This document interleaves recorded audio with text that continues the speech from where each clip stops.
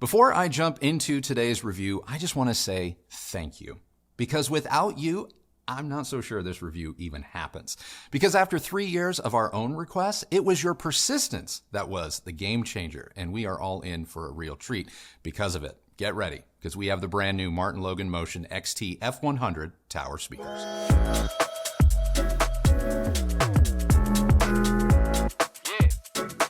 Martin Logan's Motion series, it's been around since about 2009. While the new XT F100 may be called a motion speaker, it is a whole new animal. It's so new and different that I'm not really sure why they even brought it to market under the Motion name. So if you're at all familiar with the series, the XT F100 is unlike any motion speaker you've ever seen or heard. This true three-way tower speaker has three 6.5-inch aluminum woofers, a single 6.5-inch Kevlar mid-range driver with a very large 1.25-inch by 2.5-inch FMT XT tweeter that sits inside a horn-shaped waveguide for greater dispersion. Now, Martin Logan is very quick to note that the tweeter is not horn-loaded a la KLIPSCH. It's just a waveguide. The speaker's 5 drivers and bottom-facing port combine for a reported frequency response of 31 Hz to 25 kHz. Impedance is stated to be 4 ohms with a sensitivity of 92 dB, meaning that the F100s will require an amp or receiver that is capable of handling a 4 ohm speaker for best results. Just want to take a quick break to thank today's sponsor, KRISTI'S. 2 years ago, I decided to get very proactive about my hair loss, and I am so glad that I did. I know it can be a sensitive topic, but you're not alone. Did you know that 2 out of 3 men will experience some form of hair loss by the time they're in their mid-30s? Thankfully, we can do something about this with KRISTI'S. I was able to get the care I needed to treat my thinning hair and even stimulate new hair growth without having to leave my home, visit a doctor, or even go to a pharmacy thanks to KRISTI'S subscription-based service. And I am thrilled with the results, and I think you will be too. Hair loss stops with KRISTI'S. Try it for yourself. To get 50% off your first order, go to KRISTI'S.com/Andrew Robinson or click the link in the description. That's KRISTI'S.com/Andrew Robinson. Thanks again to KRISTI'S for sponsoring this video, and now back to it. We tested the new Martin Logan speakers using a variety of power sources. Now for 2-channel, we went with the brand new Yamaha RN2000A, Audiolab's newest amplifiers, the 9000 and the 7000A, and very briefly, the Rotel S14. For home theater, the privilege went to the brand new Sony 7000ES, Onkyo RZ50, Yamaha's A4A, and Anthem's updated MRX 740. With the exception of the Rotel S14 and Yamaha A4A, all were great pairings for the new towers, with the Yamaha 2000A and Sony 7000ES being my favorite pairings. The F100's matching XT-C100 center speaker along with our KLIPSCH in-ceiling speakers served as Atmos and surround channels for either a 7.1.2 or 5.1.4 setup. I briefly used our B&W sub and found that I actually preferred to run the F100's full range. So for the bulk of our listening, we did not use a sub, but when we did, the B&W was a great match. Now, design and build of the new Motion line is quite unlike Motion speakers of the past. The speakers have undergone an obvious visual sea change and a major upgrade to the cabinet and their construction. In fact, the new F100s remind me a lot of the Wharfedale Elysian 4s in terms of construction than past, Motion designs. This is immediately noticeable when listening to just about anything. Finish options include real wood veneers, black, as well as a matte white seen here. And the feet you're seeing, those aren't aftermarket. They're totally new and they are fantastic, not to mention toolless. You get carpet spikes as well as hard surface saving rubber tips, and they make leveling the speakers an absolute cakewalk. Before I get into my subjective thoughts about the speaker's performance, know that they measure insanely well. Running sweeps from 20 to 20 reveals an almost textbook neutral speaker from 200 Hz on up. As you get to the bass, the speaker does have a slight boost in its response that I'm going to go out on a limb and say most listeners will find agreeable, and it is likely why I found the F100s to excel at home theater without a sub and why they respond very well to room correction. These speakers do not appear to roll off much, so it is possible that you may find them to be brighter leaning at times, though I will argue they are not outright bright like B&W, Sonus Faber, or Focal. Lastly, the F100 is remarkably controlled, even besting the costlier Wharfedale Elysian 4. But what good are measurements if they don't add up to an enjoyable experience? To which I have to say, holy crap, these Motion speakers are good. I mean, honestly, since starting this channel, there have only been a handful of speakers that have elicited this type of a response from me. I'm talking about the KLIPSCH La Scala, the Focal Diablo Utopia, Biolab 28s, and the POLK R700s. And all of these speakers, they are incredible, and with the exception of the R700, they are also financially out of reach for most of us. And while the F100 isn't a budget speaker, it delivers high-end reference-grade sound for less than the above-mentioned speakers. The bass is near as makes no difference full range, and it's quicker on the draw than even the R700. The POLK manages to play a little bit lower than the F100, but the MARTINLOGAN bests the R700 with respect to attack and decay, possessing notable improvements in detail and texture rendering as well, something I noted immediately when listening to favorites like Metallica's Enter Sandman and Robin's Honey. And its mid-range performance is more neutral than the R700 too, bringing about a greater sense of intelligibility and clarity. The MARTINLOGAN isn't going to color the sound of your favorite artists or ensembles, either by way of its own voicing or construction, as there is virtually no boxy resonances anywhere in the speaker's response. In many respects, the F100's mid-range presence gets close to matching the utter transparency of MARTINLOGAN's own electrostatics, which, if you know, you know. As for the highs, here is where I believe the battle is likely going to be won or lost for listeners. Let me just say, for an AMT or FMT style tweeter, I very much enjoy what MARTINLOGAN has done here. They have managed to match and even surpass my experience with the Elysian 4s, which has a similar tweeter. Extension and dispersion are great, and high notes are rife with detail. However, due to the speaker's lack of roll-off, less than stellar recordings or mixes that simply favor the treble, like the track New Sensation by NXS, can start to sound harsh as you turn things up. If you know your musical tastes skew more towards bright, brash, or forward treble-leaning recordings, the F100 may be too much of a good thing. If this sounds like you, the R700 or even the Q Acoustic Concept 50 may be the better choice for long-term listening without the possibility of fatigue. And when it comes to home theater, I will take a ticket to ride because I loved our home theater anchored by the F100s. Dialogue intelligibility, it wasn't a problem at all for Kristi when listening to the MARTINLOGANs with the Sony 7000 ES. Now, the Anthem MARTINLOGAN pairing proved good after running Anthem Room Correction, where the 740 had zero issues controlling the big towers and maintaining terrific clarity and perhaps just a little bit more body from that center speaker. Which brings me to the soundstage and dynamics. When listening to two-channel music, the F100s are a scalpel, maintaining absolute control over a performer or instrument's physical boundaries in three-dimensional space with a center image that is to die for. In direct head-to-head, the F100 is superior to the R700, which is more broad and fuzzy around the edges. Dynamically, with the appropriate amplifier, the F100s absolutely slam. Thanks to their construction and near full range capability, dynamic swings are lifelike. Now, if you've been paying attention, comparisons have already been made throughout the review, so consider this your too long didn't watch wrap-up, and we're going to start with the R700. The F100 is the first speaker that I would consider a worthy and worthwhile upgrade to the POLK, because from the bass on up to the treble, the F100 showcases some minor and some not-so-minor improvements over the already stellar R700. The jump in price, to me, 100% worth it. The R700s, they're still my go-to all-rounder at or below $2,000, so if you bought a pair, you did good. But if you can swing the extra spend, the MARTINLOGANs will not disappoint. And I feel the same way about the Concept 50s from Q Acoustics. As good as that speaker is, and it is freaking great, the F100 is better because you're going to gain whole octaves of bass, better scale, and more impressive dynamics. Now, prior to the MARTINLOGAN's arrival, the Elysian 4 from Wharfedale held a distinction alongside the Perlisson S4B as being two of the most well-constructed and inert speakers we've had on this channel, resulting in a super clear and precise sound.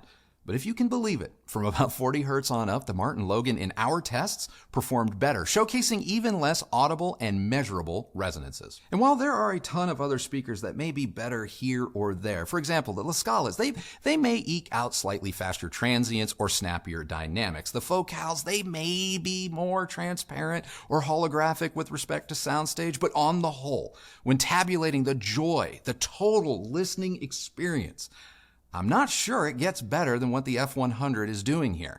I genuinely think that you would have to spend an insane amount of time and or money in order to enjoy sound quality that is overall night and day better than what MARTINLOGAN has done with the F100.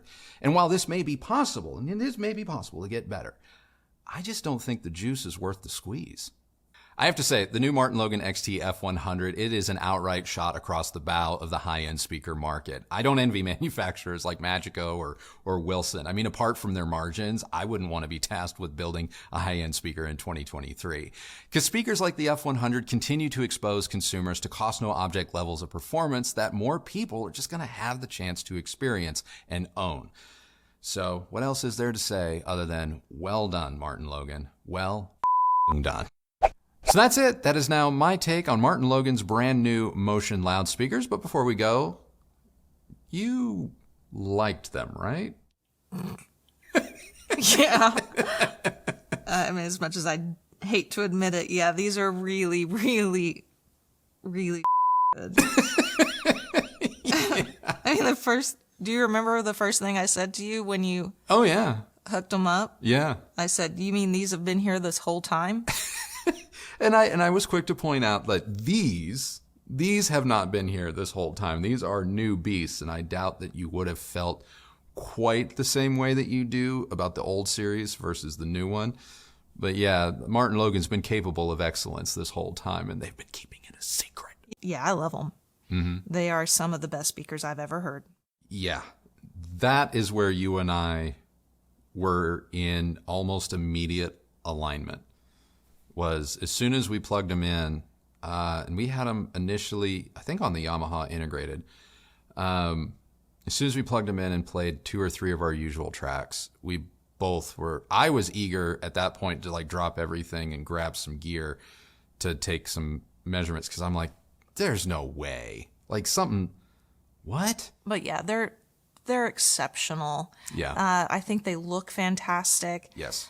They're incredibly well made. I mean, the feet alone are, those look very similar to the ACOUSTICS that we use, that are like an aftermarket foot or whatever, the spikes that we typically put on, because we have concrete floors. But the fact that these come with them is such a like luxe touch. It is. And I got to say, for those of you that may have experience with the isoacoustic feet, these only work with the Motions, by the way. So don't think that you can phone up Martin Logan and be like, can I get those feet? I love our isoacoustic feet. I don't pretend that they totally radically change the sound of anything. I just really love them to protect our floors. And I think that they make tall speakers more stable because they're more of a suction cup situation. But they are not the easiest feet. Sorry, they're not the easiest feet to work with. They have a custom little wrench thing that you have to do to kind of get things to go up and down and level.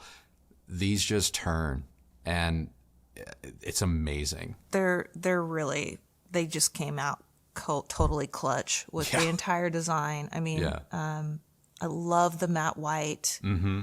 I love that the logo isn't obnoxious. Mm-hmm. Everything about it is very tasteful. Yeah. We've seen the black and wood finish as well. Yeah. And let me tell you, I'm not usually a dark wood finish fan, but I think that finish is really, really nice. Mm-hmm. I love it. Like for me, they've really knocked it out of the park on so many different levels. Yeah. Now, I know that they were, like you said in your review, they were like very quick to distance themselves from KLIPSCH. Yeah. But in my opinion, there is a live quality that is very similar to what I've experienced with KLIPSCH speakers that I really enjoyed about these particular speakers. And honestly, and I debate whether to even admit this or not. Okay. But this is really the experience that I had hoped we would get with the Cornwalls. Oh, interesting. Okay. Yeah. I still like the Cornwalls. But they're different. I mean, they are by far the most beautiful speakers we own. But the sound of these, the Martin Logans, rivals what I recall from the La Scalas. Yeah. Now, the La Scalas is a grandness to that sound. Mm-hmm. I'm not saying necessarily that you get that from these, but the transparency that you get with KLIPSCH and the La Scala type of a speaker, I feel is very similar here. It gets close. It gets very close. It gets close. But without needing, an entire room.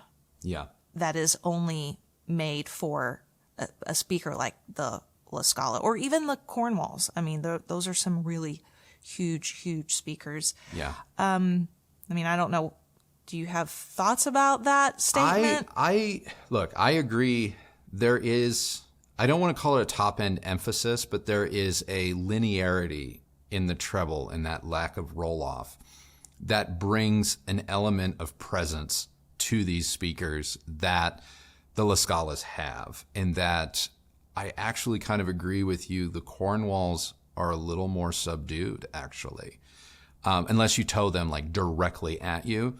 Then you bring some of that back. But I would argue that I don't think the overall tonality of the Cornwall directly towed at you is what you want. So you kind of have to compromise a little bit there. Yeah, I will say that KLIPSCH at extremely high volumes can exhibit some phasiness a little bit with certain speakers, not all their speakers. These don't have that. The clarity up top, while extended and while not rolled off, is unflappable and up there with, say, the 805 D4s from Bowers and Wilkins as far as the extension and that attention to detail and gripping every note. It's just that the Bowers and Wilkins elevates the treble, at least the 805s do, elevates the treble upwards of 2 to 3 dB to accentuate that. These don't do that. They don't accentuate it that way. At least their in-room presence doesn't do that.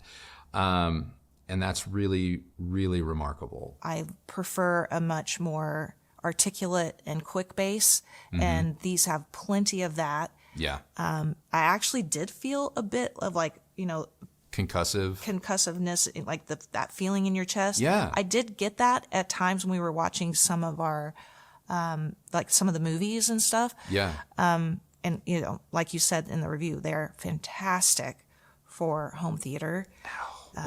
They mixed great with our in-ceilings that are by KLIPSCH.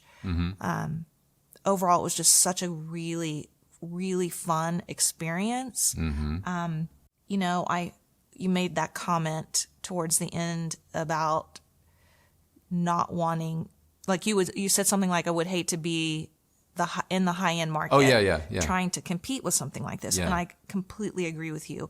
I mean, look, I know, yes, these are expensive speakers. I'm not going to, tell you that $4,000 to $5,000 for a pair of speakers isn't a lot of money. Yeah. It is. Yeah, totally.